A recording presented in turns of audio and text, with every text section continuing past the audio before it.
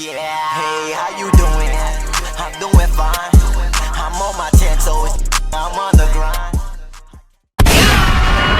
Itinerary, it's your boy Shrimp. It's your girl Zai. And today we back with a banger. Who we got today though, man? We got Trapaholics in the cut. What's up? What's going on? So meet the 17-year-old female assassin rapper.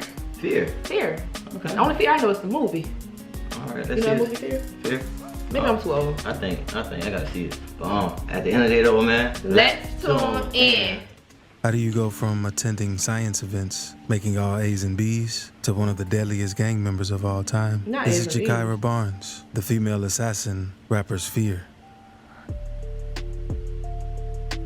Does that make cousin? Who? Jakyra was the last person you'd expect to become an assassin, because growing up in the early 2000s, she was just your average girl who was funny, sweet, and loved by almost everyone. But things weren't always easy for Jakyra, since she grew up on the south side of Chicago, one of the most dangerous hoods in America. And at just 1 year old, she lost her father to gun violence since he was killed in front of their home. And the violence in the neighborhood was steadily increasing. And just a few years later, Jakyra witnessed her older brother get gunned down right in front of her eyes. So death quickly became a common theme in her life and seriously impacted her. But this didn't stop her from striving, since school was the one thing that made her happy. She attended the school's math and science events. She even was an honor roll student who dreamed of becoming a social worker. But in the middle of Jakyra's 9th grade year, something would change. Her grades started getting worse, and she started having behavioral issues. And she was spending way more time on the block with her friends from the 63rd block in Chicago. And Jakyra was quickly influenced. It's the girl that they said Vaughn killed her, or something like that, or something like that. Something had to do with Vaughn, or she was beefing with Vaughn. I don't know. I think this was her. I don't know. With her friends from the 63rd block in Chicago. Well, Vaughn, Jakyra was quickly influenced by the wrong crowd. So she started fighting girls from rival neighborhoods like TYMB and their biggest rivals, basically right across the street known as O Block. And these fights started escalating to gunplay, and Jakyra would start to lose more and more of her friends. And on January 2011, her life would completely change for the worse. On this day, her best friend, Tuka, was standing at the bus stop when the car pulled up on him and stopped. This is Tuka? What? On this day, her best... This is Tuka that be smoking? His friend, Tuka, was standing at the bus stop when the car pulled up on him and started letting off shots. The gunman shot Tuka several times, and he was later pronounced dead on the scene at just 15 years old. And once Jakyra and the other gang members found out about Tuka's death, they decided to change the name of their gang to Tukaville to pay love and respect to their fallen soldier. And they would also say they were smoking on Tuka as a way to pay respect. But the opposition of Tukaville took this saying and turned it into a line of disrespect. Since when rising Chicago star Chief Keef got a hold of the saying, he would often say how he was smoking on Tuka. Even a baby, bro. You shot Tuka? Say Tuka, man. So Jakyra's best friend quickly became one of the most disrespected. That's kind of sad though when you look at it, bro. Like, wow, they is embedding this into the next generation. It's sad. Say Tuka, man. So Jakyra's best friend quickly became one of the most disrespected men in all of Chicago, with Chief Keef going viral. And this quickly made Jakyra want to seek revenge, since she couldn't take any more after losing so many loved ones. So after Tuka's death, older member Boss Trill from the gang would take Jakyra under his wing and teach her and the younger gang members about gunplay and how to handle their weapons. And on August 10th, 2011, Jakyra and the gang members celebrated since it was Tuka's birthday. And FBG Duck, another Tukaville member, decided to film one of his music videos this day. And after filming, Jakyra, along with all the Tukaville members, adrenaline was through the roof. And they felt like Tuka's birthday would be the perfect day for revenge. So Jakyra, along with another member, went searching for ops. And they spotted O.D. Perry walking and sent multiple shots at him, causing him to lose his life. And Jakyra allegedly fired the kill shot. After O.D. Perry's death, his gang renamed their block to honor him. But they also wanted to know who was behind his death. And many people thought someone else killed Perry. But the Chicago PD already had Jakyra as one of the primary suspects. Dang. And at first, the O Block members didn't want to believe that a teenage girl had taken the life of one of their top members. And Jakyra quickly started to get the reputation of a shooter around the city. But not long after this, Jakyra would lose another loved one. Because Jakyra and Taekwon were cousins, they would spend a lot of time together, even though his mom moved him out of Chicago to escape the violence. But one day, Taekwon came to Chicago so he could go to a party with Jakyra, which wasn't a good idea. Because at the end of the party, a fight broke out amongst a group of men, and gunshots rang out. He with one of wasn't those even bullets in the game. hitting 13-year-old Taekwon. And Jakyra was there to witness another loved one lose their life in front of her eyes. So Jakyra was truly heartbroken after Taekwon's death and changed her social media to Taekwon Assassin. She even created a subset of Tukaville named Taekwon World, which featured the younger members of the gang. And it didn't take long for Taekwon World to gain a reputation for dropping bodies, since Jakyra would instruct the youngins to slide on gangs they were beefing with, while she focused on the bigger targets. At this point, the real war was... That's what's crazy. Legit? That's what I'm saying. Her mindset was like... Telling y'all boys what to do? That's crazy, dog. She was what's her name? Who? From Power.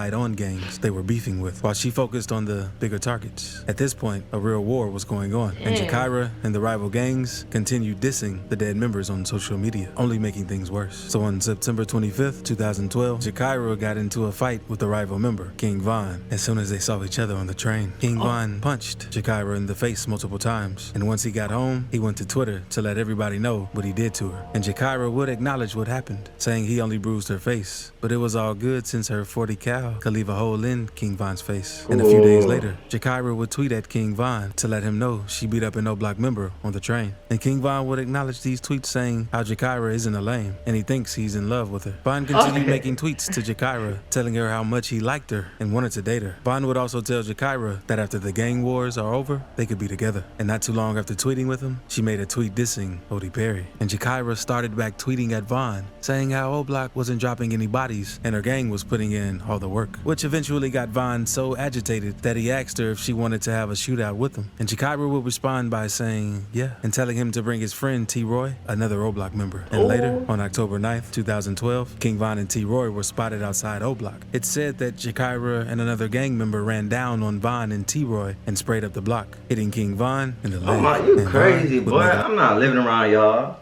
You got me bent. What? Y'all be dropping bodies like that around the city? Like it's nothing. And then they just... Around the block, actually? These boys be bored. Man, they go op shopping. That's what you know, op shopping. They go shoot the first op we see. Yo. On Von and T-Roy and sprayed up the block, hitting King Von in the leg. And Von would make light of being shot in the leg since it didn't do much to him. But T-Roy was serious about the situation and tweeted, "I'm going to kill this." But Jakyra wasn't done, since not long after this, she shot the female cousin of T-Roy, and she was later arrested and questioned about the incident. Even though T-Roy's cousin survived the attack and named Jakyra as the shooter, no charges were ever brought against her. And not long after this, she tried murdering her ex-boyfriend, Mikado 600, since he was cool with O Block, because one day she saw him by O Block and tried running down on him. Wait, so but she he ended wasn't up gay? escaping. But not long after this, Tukaville would lose many more members, including Boss Trail, one of the most important members. This hit them hard. How your boyfriend and you running, bitch? She about to shoot her own ninja, bitch. Her ex-nation. Her ninja, dog. That's members, including like, Boss Trail, one of the most important members. This hit them hard, and they swore to get revenge for Trail's death. But despite the bloodshed between O Block and Tukaville, King Von and Jakyra stayed in contact, since he would tweet how they talked on the phone and how she sounded pretty. But Jakyra believed she wasn't pretty enough for Von to want, since she felt he was doing that to set her up. But Jakyra and Von's deadly love/hate relationship would be put on hold when Von was arrested for unlawful use of a weapon. And while Von was locked up, he had his sister tweet at Jakyra, since he said he missed her. But she would just laugh it off, since she was too busy becoming one of the deadliest assassins in Chicago, since she started doing murder for hire. Because there was a message thread released from Jakyra's DMs between her and an unknown man planning to take out a well-known Chicago rapper. Since Jakyra replied, telling the man for $10,000 she would get rid of G Herbo. But she still wanted revenge for all of her friends that had recently fallen. So on September 2nd, 2013, that opportunity for revenge came, since a guy named J Money got set up while trying to meet a girl. And once J Money realized he was being set up, he tried to run, but was shot multiple times. And after this, Jakyra immediately repeatedly made tweets bragging about shooting people in the head. So Tuckerville celebrated the death of J Money. But months later, King Von was released from jail, and the first thing he did was tweet at Jakyra, asking her if she misses him. Jakyra would respond with gun emojis, and eventually asked Von how it feels to lose his homie while behind bars. And Von that's why the police let you out and then charge you right then and there, because y'all doing this on Twitter, and they can just go on Twitter back and forth, and it look like they catching them all. It look like Facebook messages. Yeah, and screenshots.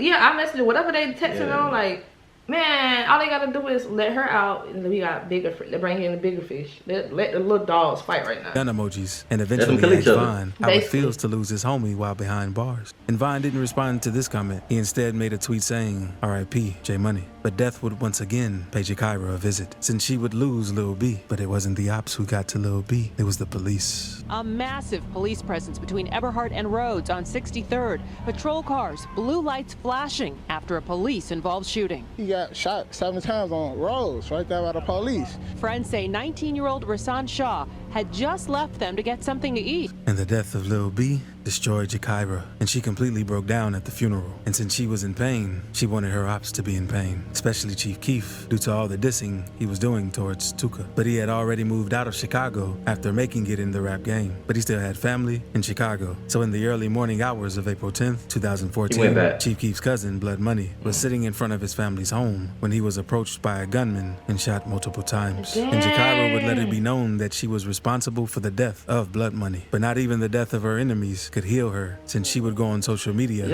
talk about what her I can't pain. understand, right? Troll can't even, like, y'all can't pinpoint what's going on, what's online, what's like the crime she admitted to, the timing, what she writing on Twitter. It's like, damn, y'all can't put that junk together and just get it. They were trying to probably build a fad case. But like, damn, how many bodies y'all gonna let her drop before y'all wanna scoop her up, dude? Look how they did Young Thug. 10 years. How many bodies they trying to put on that man? Man. Disses and stuff. That's why they trying to do a fad case different. They don't want they want you to keep messing up. So when they get you, you ain't no getting out. If it was the other color, it would have been right there and then though. Exactly. So okay, if you get in, get your time. But nah, they want to sit and watch us. But not even the death of her enemies could heal her, since she would go on social media to talk about her pain and all the people she had lost. She even made a tweet saying how she would have been a better person if her dad was around. And according to Jakyra's mom, when she looked in her eyes, she could already tell her soul was gone. And her mother's intuition would be proven correct. Unfortunately, on April 11th, 2014, Jakyra made a fatal mistake by tweeting out her location for everyone to see, including her ops. She was walking down the block with 2 friends who were headed over to Wooski's house to celebrate Boss Trail's birthday when a gunman hopped out of a vehicle, waved bystanders to get out of the way, and began opening fire at Jakyra and her friends. Her 2 friends were hit, and Jakyra was hit 9 times. After being shot, she stumbled to a nearby home where she lay on some steps, taking her last breath. What? Say like that? Sound like Fulio, bro. Female Fulio. Was that the first female Fulio? I guess. Fulio would have a ball. Like it sounded like you know how some people was like, oh, Fulio did that on purpose because she was ready to go, and it sounded like that's what she was ready to go too. Yeah, because why was she? And then all the tweets that she was tweeting before then. Yeah, and you give out your location and you walking, bro. Yeah, bro, she was ready. Like yeah, she was ready. I miss my paws. All I do is feel evil inside me. It's like, what, girl? Demons was eating her inside, bro. She couldn't take it no more. Yeah, man. All right, man. Y'all want more? Let us know. We got y'all. Listen, at the end of the day, though, man, y'all know what's up. Make sure you like, subscribe, comment, hit notification bell. Cause you know what, baby. Baby. That's on Gang.